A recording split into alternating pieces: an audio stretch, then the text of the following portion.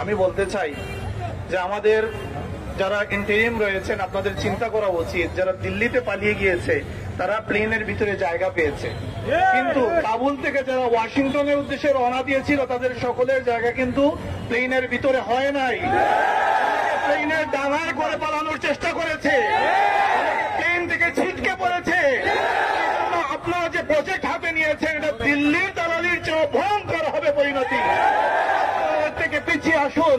আপনারা কখনো মানবিক করিডোরের কথা বলেন, আমাদের চিরাং বন্দরকে আপনারা লিজ দেওয়ার কথা বলছেন। এখন যখন জাতিসংঘের এই মানবাধিকার কার্যালয় স্থাপনের প্রসঙ্গ আপনারা নিয়ে এসেছেন এবং আপনারা চুক্তি করে ফেলেছেন, তখন আমাদের বুঝতে আর দেরি নাই আপনারা ওয়াশিংটনের দালালিতেই লিপ্ত আছেন। আপনারা সাবধান হয়ে যান। আমি বাংলাদেশের ইন্টারিম গভর্নমেন্টের উদ্দেশ্যে বলছি, আপনারা এই চুক্তি বাতিল করতেই হবে। জাতিসংঘের এই মানবাধিকার কার্যালয় উচ্ছেদ করতেই হবে। আমাদেরকে মানবাধিকার শিক্ষা দিতে পারে না। সমগ্র বিশ্বে অস্থিরতা অশান্তি লাগিয়ে রেখেছে। কোন মানবাধিকার শিক্ষা দেওয়ার ন্যূনতম কোন অধিকার তারা রাখে না।